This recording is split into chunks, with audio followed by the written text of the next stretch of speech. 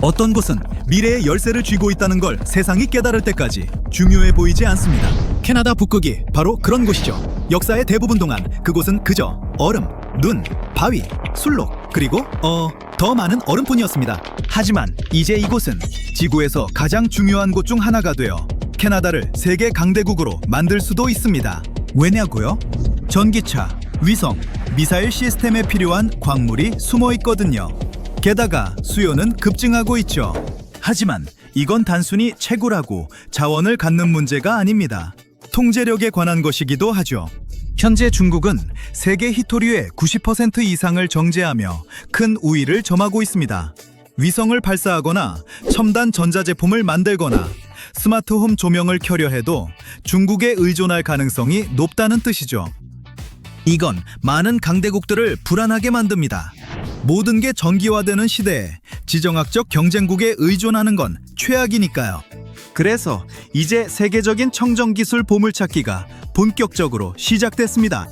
미국, 유럽, 일본, 호주 모두 경쟁 중입니다. 하지만 최신 기술과 미개발 잠재력이 캐나다에 우위를 줄 수 있죠. 세토나드는 수십 년간 이 광물들을 보유해왔지만 낮은 가격과 험한 지형, 세계적 수요 부재로 대부분 손대지 않았습니다.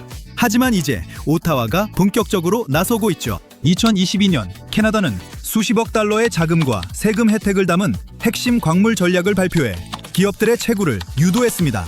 북쪽 오지의 광상에 접근하기 위한 도로, 항구, 송전선 건설 계획도 있습니다. 캐나다는 이미 60종 이상의 광물과 금속을 생산하는데 그중 31종이 현재 핵심 광물로 분류됩니다. 그중 6종이 특별 대우를 받고 있죠. 리튬, 흑연, 니켈, 코발트, 구리, 그리고 희토류입니다. 하지만 채굴은 첫 단계일 뿐입니다. 진짜 계획은요, 자국내 처리입니다. 그 얼어붙은 보물을 국내에서 반짝이는 새 배터리로 만드는 거죠. 검산뿐 아니라 정제소, 가공센터, 첨단 공장들이 눈더미와 정막만 있던 곳에 들어선다는 뜻입니다. 다른 나라들이 말만 할 때 캐나다는 도로를 깔고 송전선을 설치하고 있습니다. 천천히 하지만 확실하게 설원을 첨단 기지로 바꾸고 있죠. 묻힌 보물에 도달하는 건 거의 불가능했습니다. 도로가 수백 킬로미터 전에 끊기는 오지이고 땅은 1년 대부분 꽁꽁 얼어 있으니까요. 귀중한 걸 발견해도 운반하는 게 악몽이었죠. 그런데 뭐가 달라졌을까요? 캐나다에는 비장의 무기가 있습니다. 저는 주로 밈이나 음악 만들 때 쓰지만 지질학자들은 엑스레이 투시경으로 마인크래프트를 하듯 북극을 스캔하고 있습니다.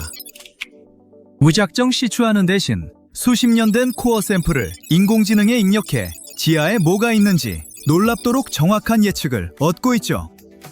해적의 보물, 지도에서 여기를 파세요 라고 알려주는 GPS로 업그레이드한 셈입니다. 지올로직 AI와 코발트 메탈스 같은 회사들은 이미 이렇게 하고 있습니다. 데이터를 인공지능에 넣고 니켈, 코발트, 희토류의 정확한 위치를 찾아내고 있죠. 노스웨스트 준주에서 캐나다는 인공지능과 디지털 스캔으로 수십 년 된 암석 샘플을 재분석하는 시범 연구소를 운영 중입니다. 목표는 새 구멍 하나 파지 않고 기존 방식이 놓쳤던 광상을 찾는 것이죠. 좋게 들리지만 제가 너무 쉽게 말했을 수도 있습니다. 북극 채굴은 물류의 악몽이거든요. 우선 이곳은 그냥 외진 땅이 아닙니다. 캐나다 북극은 유콘, 노스웨스트 준주, 누나부투에 걸쳐 국토의 거의 절반에 달합니다. 인도보다 넓지만 인구는 작은 부시보다 적은 지역입니다. 대부분이 영구 동토, 황야 또는 북극 군도에 흩어진 얼음섬이죠. 기온은 여름에 겨우 섭씨 10도에서 영하 40도 이하까지 떨어지고 땅은 1년 대부분 얼어 있습니다. 재밌는 사실, 영하 40도는 화씨와 섭씨가 같다는 거 아셨나요? 두 단위가 교차하는 유일한 온도입니다. 변화율은 다르지만 충분히 추워지면 결국 만나죠. 저 같은 날씨 덕후를 위한 작은 상식이에요. 어쨌든 북극에서는 그냥 트럭 몰고 가서 공사를 시작할 수 없습니다. 거기선 도로가 그냥 끊기거든요. 뭔가 짓고 싶다고요? 몇 년이 걸릴 수 있고 혹독한 겨울 한 번이면 모든 게 중단됩니다. 더 북쪽으로 가려면 모든 게 더 필요합니다. 더 많은 식량, 연료, 기계, 그리고 그건 더 많은 돈을 의미하죠. 돈 얘기가 나왔으니 또 다른 서늘한 사실은 비용입니다. 극북에서의 채굴은 호주나 칠레보다 훨씬 비쌉니다. 인공지능이 광물 위치를 알려줘도 사람과 대형 장비가 파야 하고 그건 엄청난 비용이 듭니다. 하지만 그게 다가 아닙니다. 캐나다 북부 대부분은 원주민 땅입니다. 퍼스트 네이션, 이누이트, 메티스 공동체가 수천 년간 살아왔고 광물 매장지는 종종 그들의 조상 땅에 있죠. 그래서 캐나다가 북극 개발을 말할 때 이건 도로와 로봇만의 문제가 아닙니다. 파트너십과 협력의 문제이기도 하죠. 이건 선택이 아닙니다. 법적으로 원주민 땅의 프로젝트는 협의가, 많은 경우 동의가 필요합니다. 좋은 소식요? 일부 공동체는 참여만 하는 게 아니라 선두에 서 있습니다. 누나부트와 노스웨스트 준주에서는 원주민 소유 기업들이 이미 자신들의 조건으로 개발 방향을 결정하고 있죠. 캐나다가 이걸 해내려면 기술과 자금 이상이 필요합니다. 신뢰가 필요하죠. 이 모든 걸 고려하면 캐나다가 해낼 수 있을까요? 솔직히요. 기술 발전과 파트너십이 있다면 불가능해 보이지 않습니다. 캐나다는 한 가지만 잘하는 게 아니라 여러 가지를 동시에 하고 있거든요. 정리해볼까요? 숨겨진 자원, 확인, 새 전략, 수립, 대규모 자금, 승인, 인공지능 도구, 배치, 원주민 파트너십, 진행 중, 인프라, 이미 착공. 눈덩이가 눈사태로 변하고 있습니다. 탐사가 투자를 부르고, 투자가 도로를 앞당기고, 도로가 더 많은 광상을 열고, 광상이 공장을 끌어들이죠. 선순환 구조입니다. 이대로 가면 북극 사업이 예상보다 빨리 아이디어에서 제국으로 성장해 동결 자산에 완전히 새로운 의미를 부여할 겁니다. 하지만 이건 캐나다만 돕는 게 아닙니다. 미국의 많은 문제도 해결해 줄 수 있죠. 계획대로 되면 미국은 히토리를 지구 반대편에서 들여올 필요가 없습니다. 북쪽을 보며 술록에게 손은 들고 가장 가까운 이웃에게서 필요한 걸 구하면 되죠. 그래서 미국은 공개적으로 이 노력을 지지하며 신뢰할 수 있는 북미 공급망 구축을 위해 지원과 자금을 제공하고 있습니다. 캐나다에게 이건 단순한 원자재 공급국을 넘어 청정 기술 경제의 핵심 중개자가 되는 순간일 수 있습니다. 미국에게는 자신이 전기차를 만드는 동안 이웃이 뒷마당에서 몰래 배터리 공장을 짓고 있었다는 걸 발견한 셈이죠. 세계적으로는요, 자원이 풍부해지면 가격이 내려가고 그건 우리 일반인들에게 항상 좋은 일이죠. 더 싼 코발트, 니켈, 리튬은 더 싼 배터리를 의미합니다. 더 싼 배터리는 더 저렴한 전기차, 에너지 저장 장치, 폰, 노트북 모든 것을 뜻하죠. 아직 너무 흥분하지 마세요. 말씀드렸듯이 북극 채굴은 저렴하지 않습니다. 하지만 이론상 캐나다의 청정 기술 엔진이 완전히 가동되면 더 많은 공급과 짧아진 공급망이 점차 비용을 낮출 겁니다. 가격만의 문제가 아니라 안정성의 문제이기도 하죠. 지금은 한 나라가 수출을 끊거나 정치적 문제에 휘말리면 모든 게 흔들립니다. 하지만 캐나다가 믿을 수 있는 공급자로 나서면 세계 시스템이 숨쉴 여유를 얻을 수 있습니다. 제조업체들은 단일 장애점 걱정 없이 자신 있게 생산할 수 있게 되죠. 자, 간단한 질문입니다. 대륙은 몇 개일까요? 7개 아니면 5개? 정답은 없습니다. 다양한 접근 방식에 따라 4개에서 7개 사이라고 해요.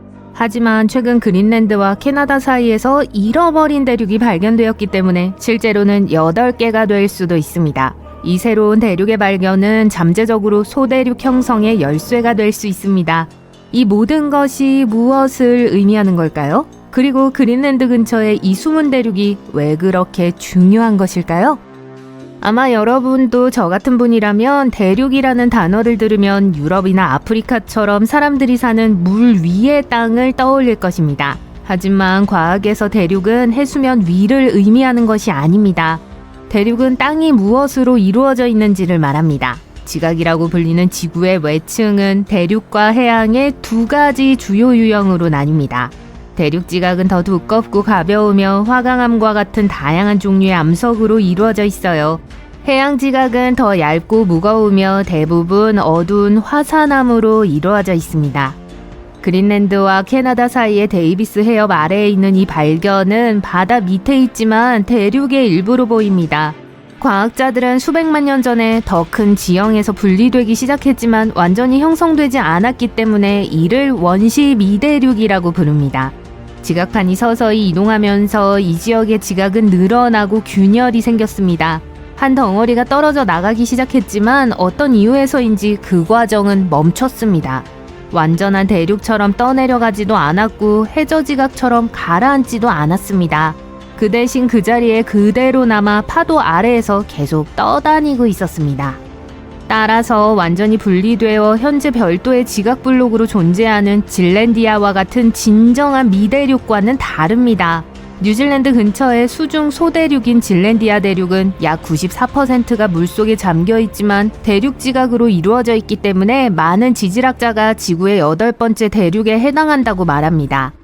하지만 질랜디아는 소대륙이라고 하기에는 너무 크고 그 지위를 정의할 수 있는 공식적인 글로벌 기관이 없기 때문에 여전히 논쟁의 여지가 있습니다. 이봐, 여기는 새로운 대륙이야 라고 선언할 수 있는 유엔이나 국제지질학협의회 같은 글로벌 조직도 없습니다. 해수면보다 완전히 높고 지질학자들이 소대륙의 전형적인 예로 널리 인정하는 마다가스카르와 달리 질랜디아는 아직 제대로 된 지위를 기다리고 있습니다. 그러면 이제 이게 궁금하실 거예요. 마다가스카르는 섬이 아닌가? 간단한 대답은 둘 다라는 겁니다. 마다가스카르는 물로 완전히 둘러싸인 세계에서 4번째로 큰 섬입니다. 하지만 약 8,800만 년 전 초대륙 곤드와나에서 분리되어 해양 지각이 아닌 대륙 지각으로 이루어져 있어 지질학적으로 소대륙으로 간주됩니다. 하와이 같은 화산섬과 달리 용암으로만 만들어진 것이 아니라 고대 대륙 지각의 실제 조각입니다. 따라서 마다가스카르는 지리적으로 섬, 지질학적으로는 소대륙이라는 두 가지 조건을 모두 충족하는 곳입니다. 이러한 발견이 매혹적인 이유가 바로 여기에 있습니다. 마다가스카르가 파도 위에서 눈에 띄는 것처럼 데이비스 해협 아래에서 새로 발견된 이 육지는 특이한 구조 덕분에 파도 아래에서 눈에 띕니다. 이 섬을 돋보이게 하는 것은 특이한 두께입니다. 대부분의 해저는 금속처럼 얇지만 이곳은 대륙성 물질이 겹겹이 쌓인 점토와 비슷합니다. 이 아늑한 이불 아래에서 과학자들은 예상치 못한 암석층을 발견했는데 이 암석층은 원래 있어서는 안 되는 곳이기 때문에 특이했습니다.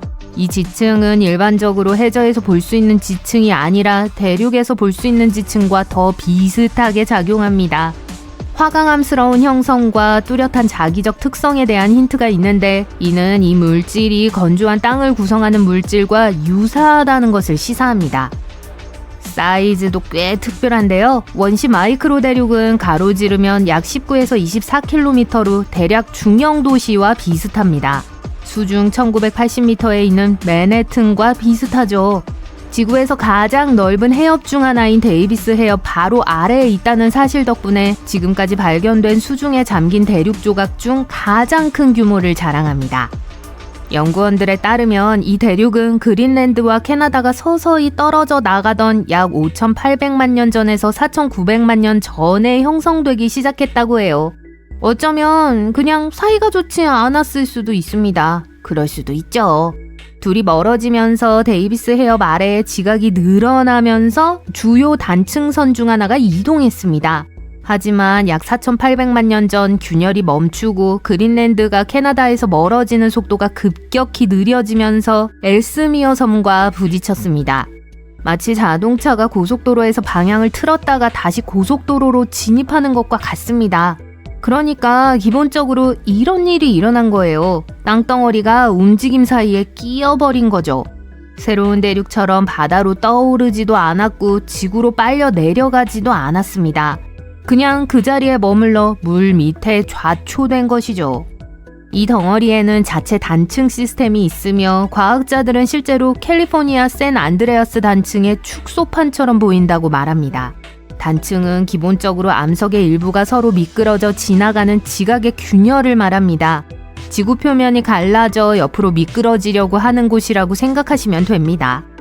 캘리포니아에서는 오늘날에도 이러한 움직임이 일어나 지진을 일으킬 수 있습니다. 하지만 데이비스 해협 아래에서는 이야기가 달라집니다. 움직임이 시작되었다가 갑자기 멈췄어요. 마치 큰 변화의 한가운데서 일시 정지한 것처럼 말이죠. 파도 바로 아래에 보존되어 있는 지구의 과거에 정지된 순간입니다. 지질학자들에게 이 점은 미세 대륙인 데이비스 해협을 매우 가치 있게 만듭니다. 갑작스러운 움직임의 멈춤은 왜 어떤 땅덩어리는 깨끗하게 떨어져 나가는 반면 다른 땅덩어리는 뒤틀리거나 멈추거나 사라지는지 설명하는 데 도움이 됩니다.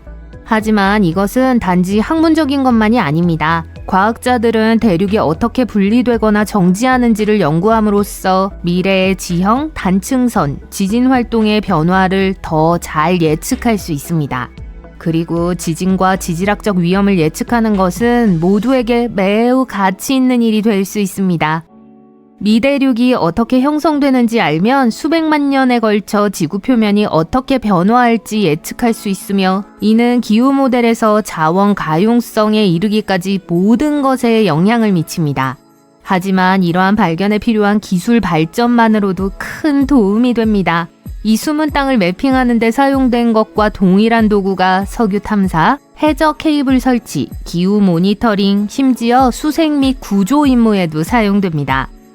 기술에 대해 말하자면 그린란드 근처의 이 숨은 땅덩어리는 오랫동안 보이지 않는 곳으로 남아 있었습니다. 불과 10에서 15년 전만 해도 데이비스 해협 아래의 해저는 미지의 영역이었어요. 꼭 거의 얼어붙어 있어 탐험하기 쉽지 않은 곳이었죠. 하지만 오늘날에는 현대적인 도구 덕분에 신대륙 발견은 시간 문제일 뿐입니다. 과학자들은 마침내 그 모든 물속에서 무슨 일이 일어나고 있는지 보고 들을 수 있게 되었습니다. 먼저 지진 반사 이미지를 사용했습니다. 이는 선박이 해저로 음파를 보내 반사되는 소리를 기록하는 방법입니다.